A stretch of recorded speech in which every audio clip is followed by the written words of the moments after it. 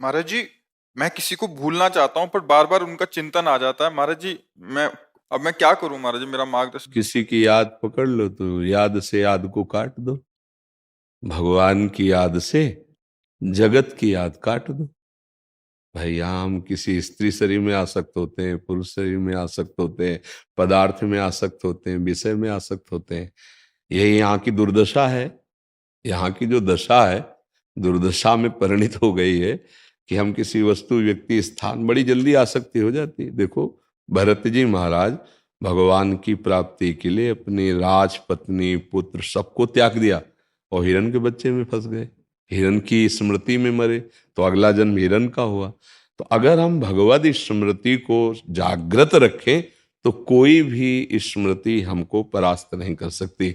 अब भगवत स्मृति के बिना हम एक जगह फंसे फंसे ही फंसे हैं। देख लो, एक थोड़ी याद है हमारी, एक याद नहीं, एक जगह नहीं फंसे, सैकड़ों हजारों जगह फंसे हैं।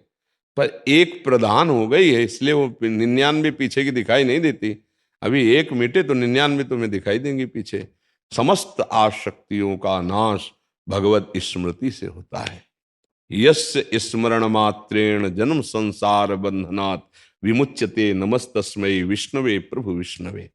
यदि भगवान का स्मरण करो भाई तो बच सकते हो, नहीं तो आसक्ति तो सर्वनाश कर देती है। कोई भी आसक्ति हो, सर्वनाश का मतलब मानव जीवन मिला है भगवत प्राप्ति के लिए और वो ना हुआ तो सर्वनाश ही हो गया। हम कहीं ना कहीं इन आसक्तियों में तो फंसे ही हैं। काम क्रोध लोभ मोह मद मत्सर, ये सब आसक्ति हैं। इन आसक्तियों को मिटाना बड़ा इसका नाम ही आसक्ति, पर जा नहीं सकती। बहुत मजबूत है आसक्ति, कहीं से भी किसी में भी आसक्ति हो जाएगी। अरे एक तम्बाकू में आसक्त हो जाए तो छोड़ना कठिन हो जाता है। नहीं, हमने तो किसान को देखा है कि अपना खेत छोड़कर वो आधा किलोमीटर जाता है, वहां दूसरा हल जोत रहा होता है तो उसे कहते, भैया थोड़ी तम्बाकू देना। वहां से तम्बाकू फिर लेके आधा किलोमीटर और लौट के आता। एक तम्बाकू की आसक्त, बीड़ी की आसक्त, फिर बड़ी बड़ी आसक्तियां तो कितनी भरी हुई हैं। इसलिए भैया हम टोटल कहते हैं सब आसक्तियों को मिटाने के लिए एकमात्र भगवान की स्मृति।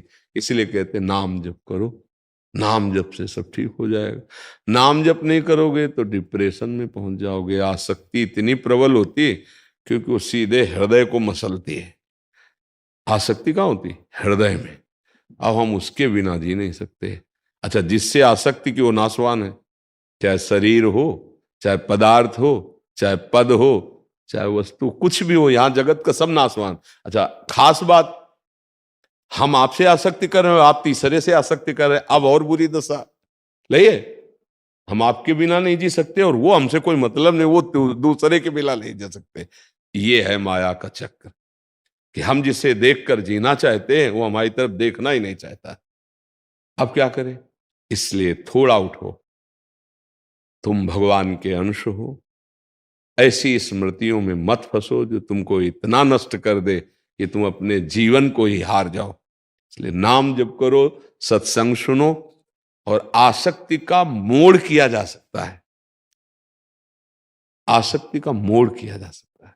जैसे नदी है, आप उसे रोक नहीं सकते।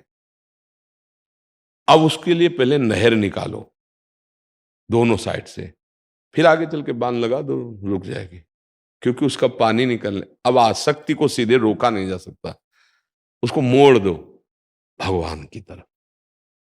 नाम जपना, भगवान नाम कीर्तन करना, भगवान की चर्चा सुनना, भगवान की सेवा करना, भगवत भक्तों से मिलना, तो हमारी आसक्ति मुड़ जाएगी। एक धनुर्दास जी नाम के महापुरुष हुए हैं।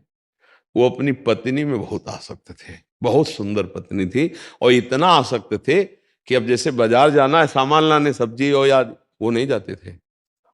हाँ, अब पत्नी जाएगी तो वो छाता लेके चलते थे कि धूप न लग जाए, और बैक चलते थे।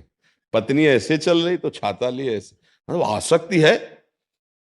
ये बात जब आचार्य चरण के शिष्यों ने देखी तो जाकर बताया कि प्रभु एक ऐसा स्त्री में का प्रेमी देखा पूरी से, तो उनका ये तो बहुत बड़ी साधना उसकी हो गई, क्योंकि आसक्ति सब जगह से समिट चुकी है। उसका मोड़ करना है। हम तो दर्शन करेंगे, उन्होंने कहा भाई तुम इतना आसक्त क्यों हो? तो उन्होंने कहा ऐसा सुंदर हमारी पत्नी है प्रभु, हम जी नहीं सकते इसके। बोले अगर इससे सुंदर दिखा दें रूप? तो बोले हो ही नहीं सकता। ये स्पर्श किया तो ये ठाकुर रंगनाथ जी सामने, छाता छूट गया, पतली छूट गई, बड़े महापुरुष हुए धनुर्दास नाम के वहां पर। हाँ, कहीं ना कहीं जीव की आसक्ति हो जाती है, स्वाभाविक है। इस आसक्ति को मिटाने के लिए तो हमें मानव देह मिला है, और वो आसक्ति भगवान से जुड़ने पर ही मिटेगी, अन्यथा नहीं। बहुत पावरफुल माया है, बहुत पावरफुल, और बहुत दुर्दशा होती है। देखो सबके हृदय में एक प्यार है, ये अनुभव की बात सब देख लो। ऐसा लगता है कि हम किसी से प्यार करें, कोई हमसे प्यार करे, सबको लगता है, क्योंकि प्रेम भगवान का स्वरूप है, जीव भगवान का अंश है, तो उसमें प्रेम है, वो प्यार करना चाहता है। पशु पक्षी वस्तु स्थान पद, कहीं ना कहीं वो प्यार हमारा फैल गया गलत जगह, और वो लौटकर हम जैसा प्यार करते हैं वैसा नहीं मिलता कहीं से भी, आप देख लो। तो वो असंतुष्ट हो जाता है, क्योंकि वो लौटकर प्यार अगर वैसा दे सकता है कोई, तो सिर्फ भगवान दे सकते हैं, क्योंकि हम चैतन्य भगवान के अंश हैं, और हमको चैतन्य भगवान से ही प्यार मिल पाएगा। प्रकृति हमें प्यार नहीं कर पाएगी।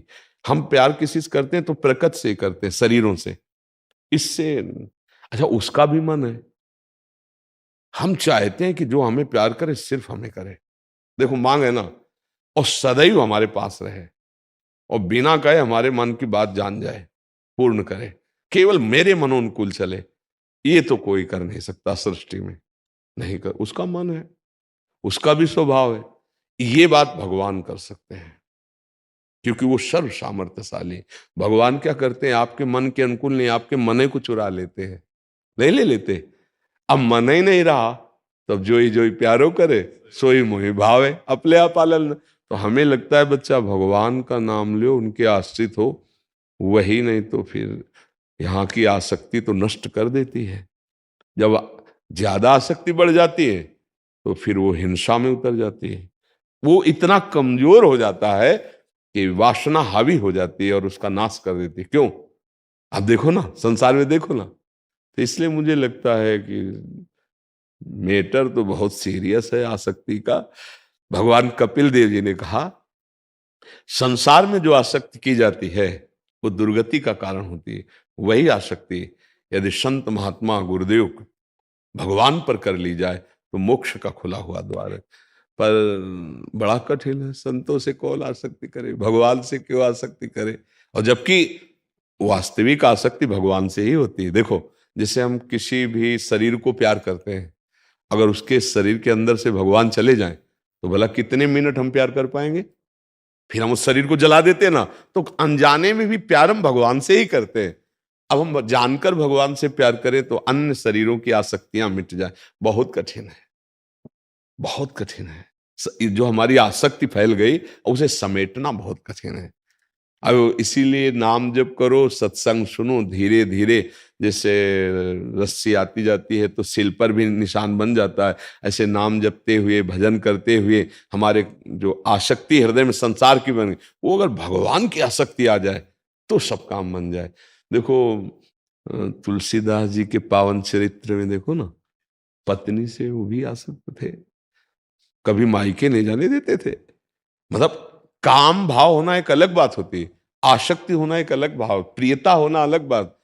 और वो किसी के यहाँ गए थे, इतने में भाई आया और वो अपने माइक, तो पूरा चरित्र वर्णन है उनके बावरेपन का कि ऐसी प्रीति का। तब उन्होंने कहा पत्नी ने कि जितना तुम इस चाम से प्रेम करते हो, अगर उतना राम से करते, बस कदम वापस कर लिए और जीवन इतने बड़े महापुरुष हुए, पूछो मत। जैसे बिलो मंगल जी की आसक्ति चिंतामणि वैश्या से थी, जब कठोर वचन बोले चल पड़े भगवान, इतने बड़े महापुरुष हुए। पर जब उन्होंने ग्रंथ रचना की ना, तो उन्होंने सबसे पहले चिंतामणि को प्रणाम किया है कि तू मेरी गुरु, अगर तूने कटु वचन बोलकर भगवान की तरफ न बढ़ाया होता तो आज मैं इस स्थिति में ना हो। तो संसार की आसक्ति से बचने के लिए या संसार की आसक्ति का ठोकर खाया हुआ एक स्थान है भगवान। अगर भगवान में आसक्ति कर लो तो बच सकते हो, नहीं हो तो जलाती रहेगी आसक्ति। बहुत ही कष्टप्रद आसक्ति होती है। और ये माया का खेल है कि हम आपसे प्यार करेंगे तो आप